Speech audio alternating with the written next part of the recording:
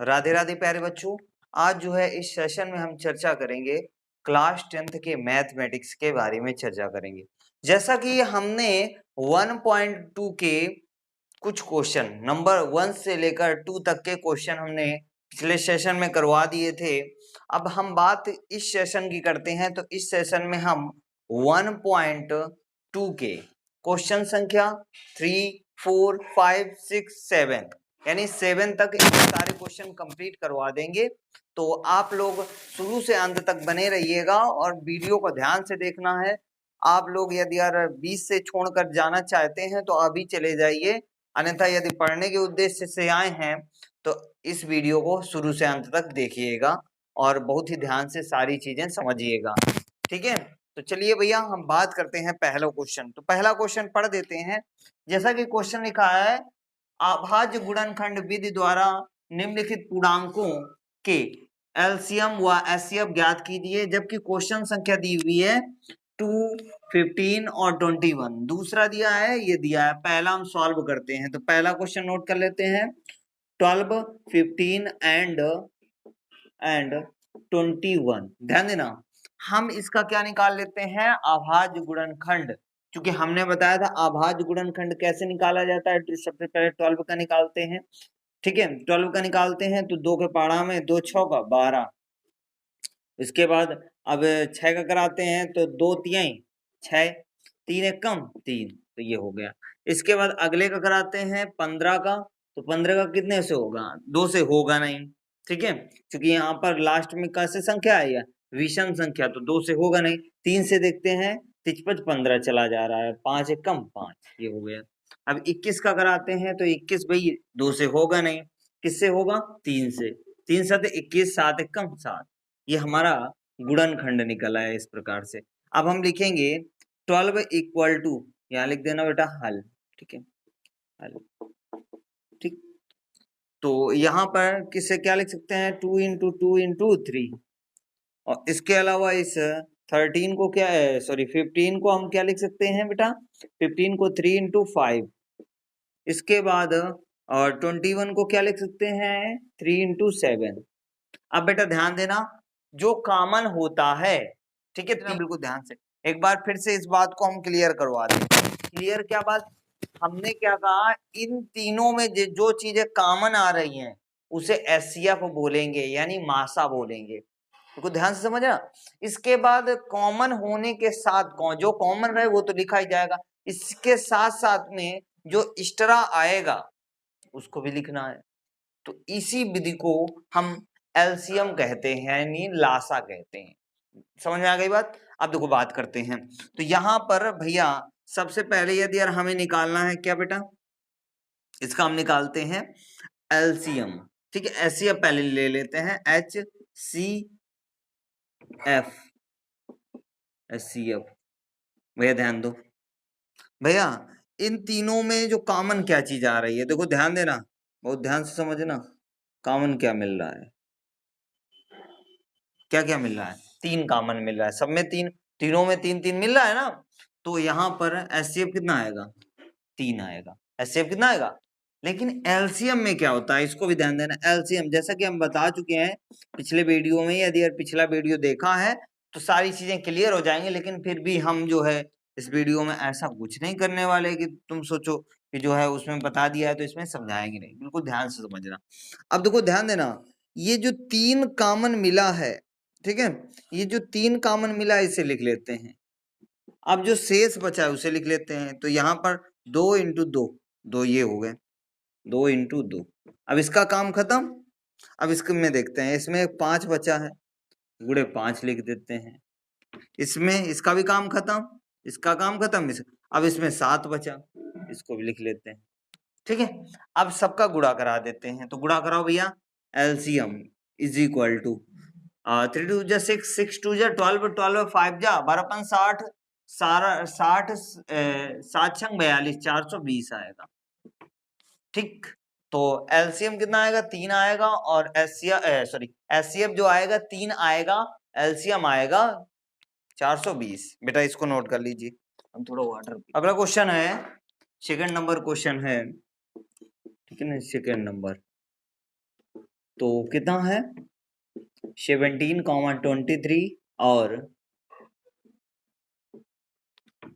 29, ठीक है।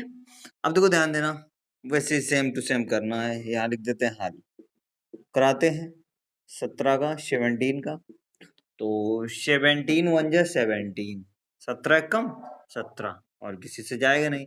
23 का कराते हैं तो 23 है कम 23, 23 से कम 23, या कितना आ जाएगा एक आ जाएगा, देखना हो तो लिख सकते हो। इसके बाद 29 का कराते हैं तो 29 1 जा 29, इतना हो गया।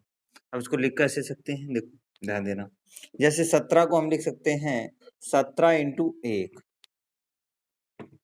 या 1 इंटू 17 लिख सकते हो। इसके बाद 23 को हम क्या लिख सकते हैं 1 इंटू, जब कुछ नहीं होता तो 1 ही लिख दिया जाता है। इसके बाद 29 को क्या लिख सकते हैं 1 इंटू 29। अब यदि यार हम इसका HCF निकाले, क्या HCF यानी माशा, HCF, तो HCF यानी माशा निकालेंगे तो भैया कॉमन क्या मिल रहा है, सब में 1 ही कॉमन, बेटा लिखा नहीं जाता लेकिन हमने फिर भी लिख दिया है। तो जब नहीं होता सपोज करते हैं तो हम नहीं होता तो HCF कितना आएगा 1 आएगा।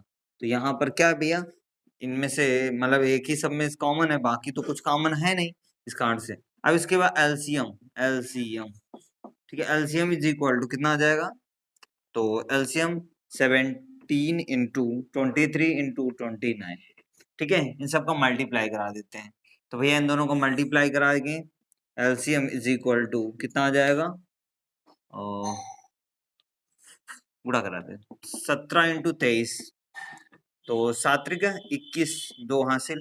इसके बाद 3 एकम 3 2 5 इंटू, इसके बाद 7 दूनी 14 2 एकम 2 2 1 3, जोड़ो भैया 1 5 9 3, कितना आएगा इतना आएगा। इसमें गुणा करा देते हैं 391 में 29 का गुणा करा देते हैं, 9 एकम 9 9 81 हासिल आया 8, उसके बाद 9 त्रिक 27 27 और 27 और 8 35 हो जाएगा, 27 8 35 35 लिख देंगे इनटू, इसके बाद 2 एकम 2 2 9 18, इसके बाद 3 दूना 6 7, जोड़ो 9 3 और कितना हो जाएगा 12 नहीं 13 हो जाएगा, और यहाँ पर 7 3 10 11, कितना आ जाएगा इतना आ जाएगा। आंसर कितना है 11 3 3 9, ये इसका आंसर होगा। तो इसका ये एलसीएम निकला, ठीक है। एलसीएम और एचसीएफ इस प्रकार से करना है बेटा, नोट कर लीजिए, स्क्रीनशॉट लेना हो तो ले सकते हैं, ठीक है। अगला क्वेश्चन पढ़ देते हैं। 306 306 657 बराबर 9, यानी एचसीएफ कितना दिया है, इन दोनों का एचसीएफ दिया है 9, लेकिन एलसीएम दिया है, और एलसीएम 306 657 यानी 306 और 657 ज्ञात कीजिए, अर्थात हमें लासा ज्ञात करना है। तो बेटा एक बात याद रखना, चूंकि हमने कुछ बताया था वो देख लेते हैं, तो यहाँ लिखते हैं हल। पहली संख्या जिसको हमने किससे डिनोट करवाया था n1 से, तो वो कितनी है इतनी है, ठीक है। दूसरी संख्या को किससे डिनोट करवाया था, तो दूसरी संख्या को n2 से डिनोट कराया था, वो कितनी है 657, कितना है 657। और यहाँ पर यानी क्या दिया हुआ है माशा, क्या माशा को हम किससे डिनोट करते हैं एचसीएफ से, वो कितना दिया हुआ है 9 दिया है। लाशा मतलब एलसीएम, वो कितना है नहीं दिया हुआ है, वो निकालना है। तो हमने चूंकि किया था, चूंकि हमें पता है कि दो संख्याओं का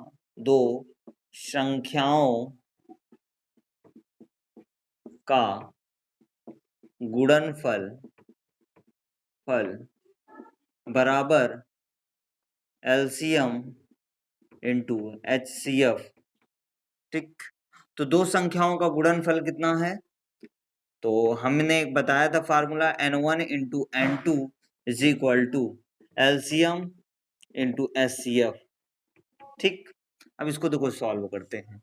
तो पहली संख्या कितनी दी हुई है, तो यही लिख देते हैं 306 गुणे 657 इक्वल टू एलसीएम हमें निकालना है, एचसीएफ हमें दिया है कितना 9।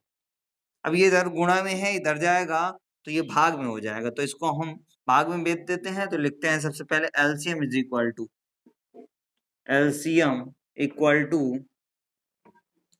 306 गुणे 657 बटे 9।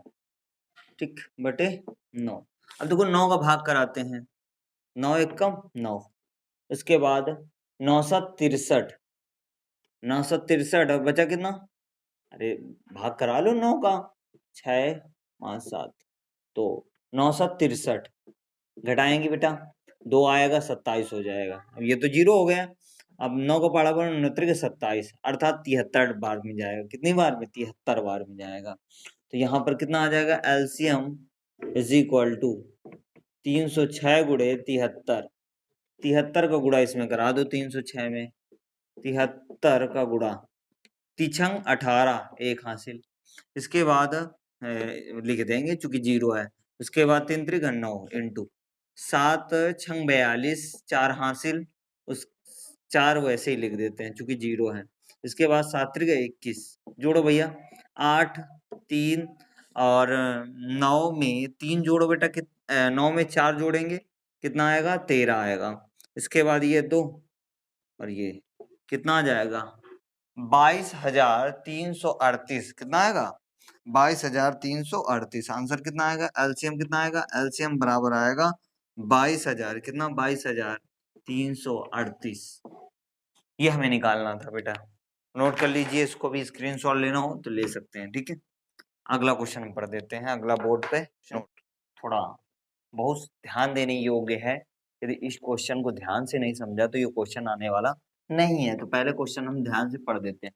जांच कीजिए कि क्या किसी प्राकृत संख्या n के लिए संख्या 6n अंक 0 पर समाप्त हो सकती है। तो भैया हम पहले ही बता दें, यदि यार इस रूप का लिखा है तो इस ये 0 से कभी समाप्त नहीं होगी। ध्यान देना, पहले बात को समझो बिल्कुल ध्यान से।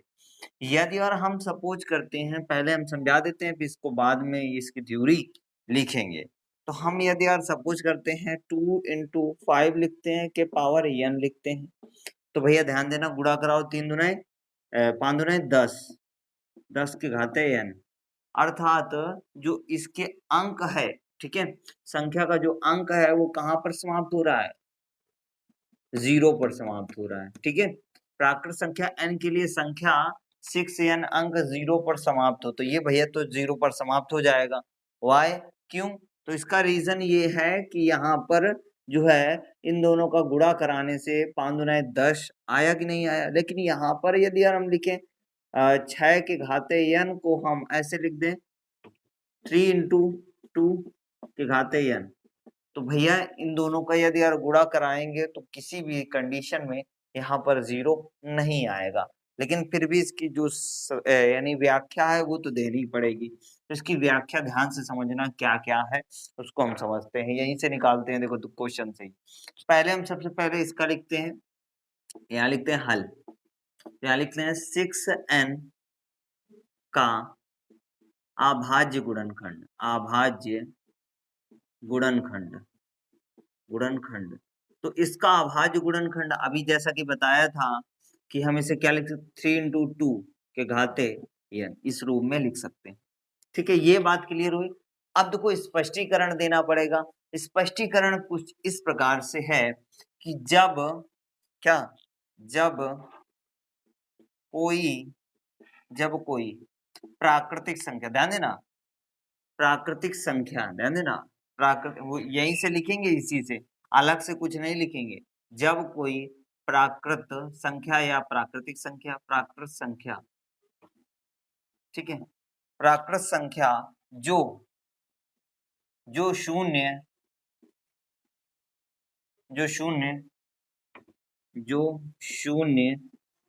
पर समाप्त होती है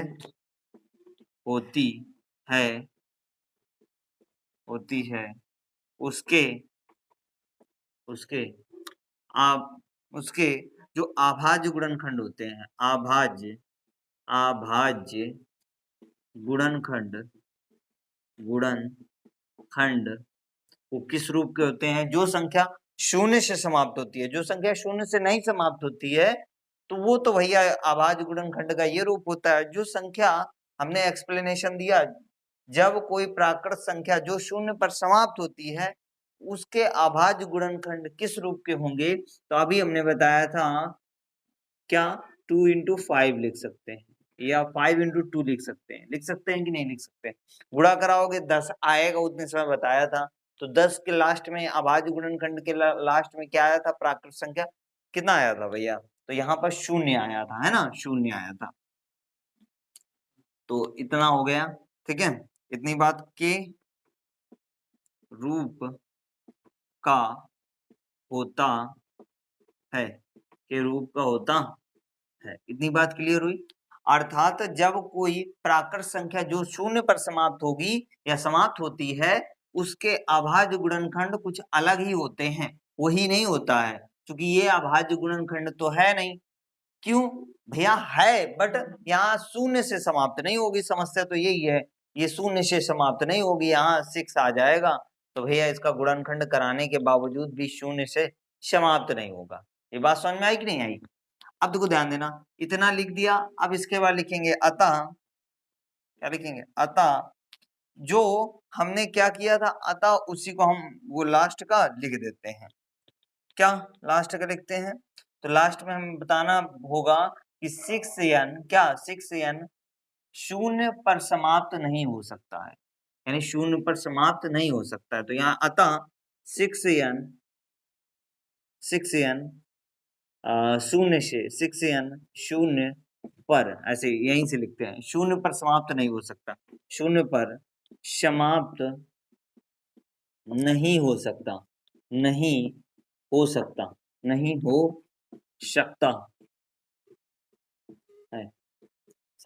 है, ठीक है।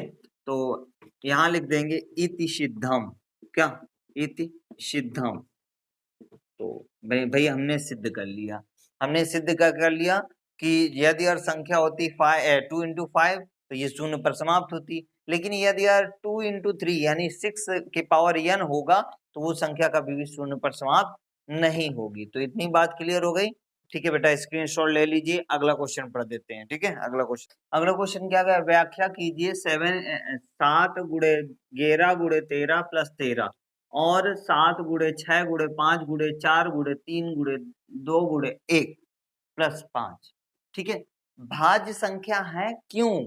रीजन बताना। देखो ध्यान देना, एक बात पहले हम बेसिक बता देते हैं। जैसे हम सपोज करते हैं 2, भैया बताइए कि भाज्य गुणनखंड है या अभाज्य गुणनखंड है? तो भैया यदि यार हम इसको कराएंगे, इसका गुणनखंड कराएं तो 2 into 1 यही तो होगा, या तो बहुत खींचे खाचे 1 into 2 लिख सकते हो, इससे ज्यादा कुछ लिख सकते हो। तो ये क्या है? ये क्या भाज्य गुणनखंड है? भाज्य गुणनखंड है? नहीं भैया, ये भाज्य गुणनखंड नहीं है, ये अभाज्य गुणनखंड है। क्या भैया? अभाज्य गुणनखंड, अभाज्य गुणनखंड, ये सही होगा। बट यदि हम 4 बोल दें तो 4 क्या होगा? 2 into 2 into 1, इस प्रकार से लिख सकते हैं, या इसे लिख सकते हैं 4 into 1, लिख सकते हैं कि नहीं लिख सकते हैं? अर्थात इन तरीकों से हम इसे 2 तरीकों से लिख सकते हैं। कितने? 2 तरीकों से लिख सकते हैं, है ना। तो ये क्या अभाज्य गुणनखंड होगा? बताइए भैया, कमेंट में बताइएगा, ये भाज्य गुणनखंड होगा या अभाज्य गुणनखंड होगा? बताइए भैया।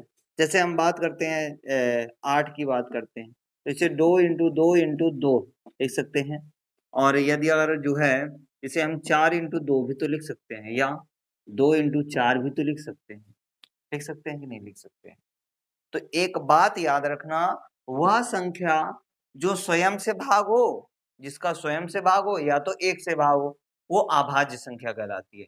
वह संख्या जो स्वयं से भाग जाए और अन्य किसी नंबर से भाग जाए और 1 से भाग जाए, ठीक है, वो भाज्य संख्या कहलाती है। क्या कहलाती है? भाज्य संख्या। समझे ना? जिसके गुणनखंड 1, ठीक है, एक का मतलब यानी मेन एक ही होता है, ये स्वयं से जाएगा या उससे एक से जाएगा, एक ही बात है। जिसके गुणनखंड लगभग 1 हो वो अभाज्य है, वो संख्या अभाज्य गुणनखंड है। और वो संख्या जो 2 या 2 से अधिक भाग में क्या हो जाए, खंडित हो जाए, विघटित हो जाए, उसे अभाज्य गुणनखंड बोलते हैं, अभाज्य संख्या बोलते हैं। तो अब देखो यहाँ पर चलते हैं, इस मुद्दे पर बात करते हैं। तो लिखते हैं हल। क्या? हल। ध्यान देना बेटा, हम इसको सबसे पहले हल करते हैं। तो 7 × 11 × 13 + 13, ध्यान देना इसमें कॉमन क्या आ रहा है बेटा, ये तो चूंकि मल्टीप्लाई में है, एक ये हो गया तो कॉमन कितना आया, 13 बचेगा कितना, 7 × 11 अंदर बचेगा, ये 13 तो कॉमन चला गया, प्लस का 1 बचेगा। अब देखो ध्यान देना, 13 और यहाँ पर 11 सत्ते 70 + 1 जोड़ो, तो 13 × इनको जोड़ो भैया, तो कितना आ जाएगा, 78। अब देखो ध्यान देना, एक बात को समझना, यहाँ पर ये दोनों भाज्य गुणनखंड होंगे। क्या? भाज्य गुणनखंड होंगे। हमने क्या बताया था अभी, जिसके गुणनखंड 2 या 2 से अधिक आ जाए, क्या 2 या 2 से अधिक आ जाए, उसे भाज्य गुणनखंड बोला जाता है या भाज्य संख्याएं बोली जाती हैं। अब चाहो तो इन दोनों को मल्टीप्लाई करा दो, आंसर लिख दो। क्या करना है, तो 78 × 13 करा दो, 8 त्रिक 24 के 4 2 हासिल।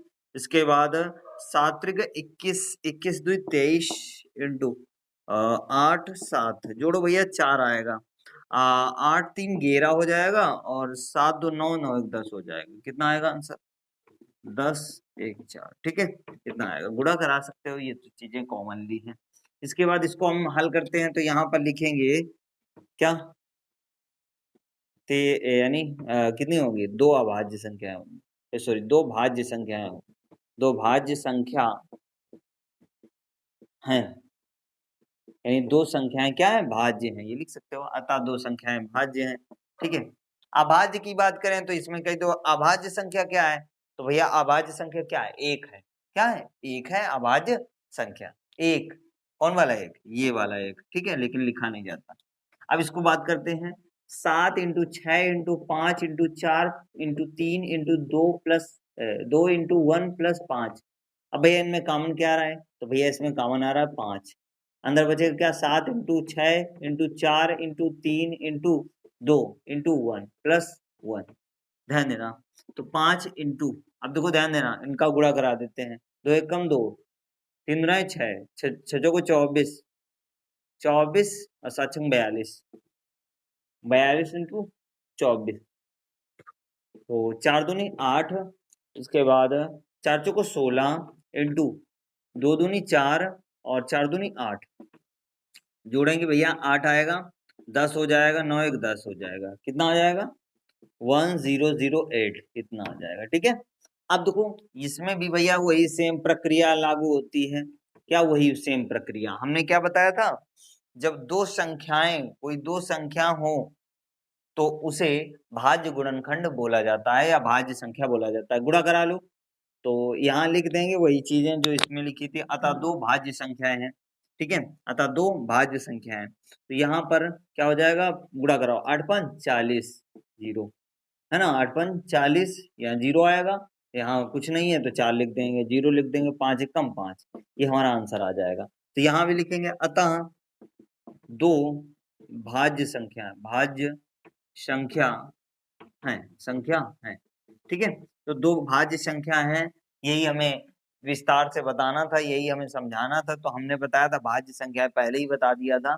अगला क्वेश्चन पढ़ देते हैं, लास्ट क्वेश्चन है 7, बहुत ही ध्यान से समझना। कह रहा है, किसी खेल के मैदान के चारों ओर एक वृत्ताकार पथ है, हम मैदान का एक चक्कर लगाने में सोनिया को 18 मिनट लगते हैं, जबकि इसी मैदान का एक चक्कर लगाने में रवि को 12 मिनट लगते हैं। चूंकि रवि हमारे प्रिय दोस्त का नाम था, क्योंकि प्रेजेंट टाइम में नहीं है, ठीक है। तो उस चीज का दुख है हमें, ठीक है। तो उसके बिना तो जीवन में एक ही दोस्त था, वो भी खो दिया हमने, ठीक है। आगे चलते हैं भैया, ठीक है, जैसी इच्छा रही हो। तो यहाँ कितना 12 मिनट समय लगते हैं। मान लीजिए कि वे दोनों एक ही स्थान और एक ही समय पर चलना प्रारंभ करके एक ही दिशा में चलते हैं, तो कितने समय बाद वो पुनः प्रारंभिक बिंदु पर मिलेंगे। ध्यान देना, समझना बिल्कुल ध्यान से सारी बात। हमने क्या कहा, कोई जैसे सपोज करते हैं ये यहाँ, ये इसका पॉइंट ए है, ठीक है। तो भैया क्या करते हैं, सोनिया, ये सोनिया है, ये सोनिया इधर लगाती है, सोनिया ये चक्कर लगाती है, ठीक है। कितने मिनट में एक चक्कर पूरा कर लेती है, यहाँ पर सोनिया जो है कितना मिनट का समय, 18 मिनट का समय लेती है। जबकि वही रवि, ठीक है, जबकि वही रवि इसी इसी चक्कर को पूरा करने में यानी कितने मिनट का समय लेता है, 12 मिनट लेता है। कितना, 12 मिनट एक चक्कर पूरा करने में। यहाँ पर यहाँ से चलना प्रारंभ किया, तो ये सोनिया इधर से चली, रवि इधर से चला, इसके बाद कहीं ना कहीं इनका जो मिलाप होगा, है ना, ये कहीं ना कहीं दोनों मिलेंगे जाके।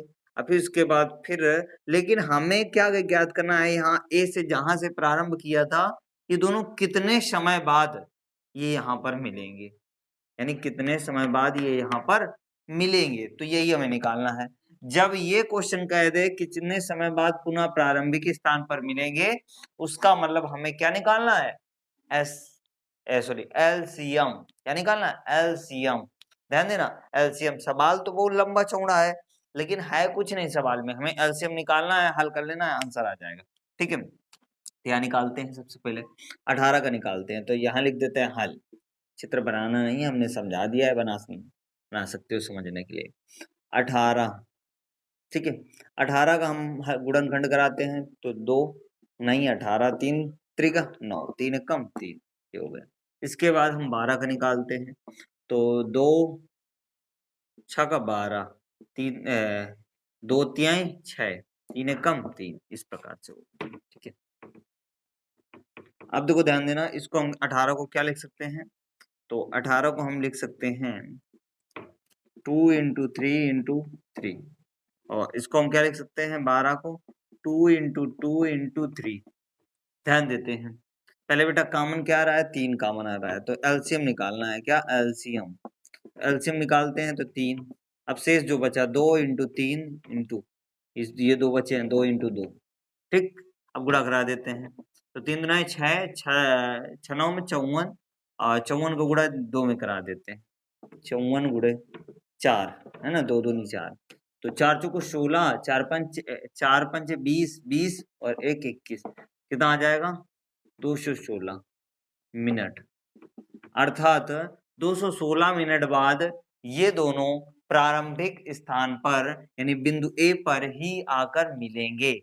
तो यहाँ पर लिखेंगे 216 मिनट बाद, पश्चात या बाद ये दोनों प्रारंभिक स्थान पर मिलेंगे, प्रारंभिक, ठीक है, प्रारंभिक स्थान पर मिलेंगे,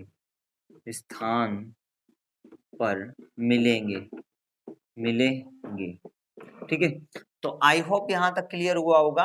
यदि क्लियर हुआ है तो दोस्तों के साथ में शेयर कीजिए, चैनल पर नए हैं तो चैनल को सब्सक्राइब कीजिए, क्योंकि आपका जो है एक मतलब यानी एक भी सेकंड भी नहीं लगता है, मात्र 1.33 सेकंड के लगभग लगता है। तो भैया आप जो है सब्सक्राइब या लाइक कर दीजिए, अभी तक जिन्होंने सब्सक्राइब कर रखा है तो शेयर का बटन है, दोस्तों के साथ में शेयर कर दीजिए। जय हिंद, जय भारत, वंदे मातरम।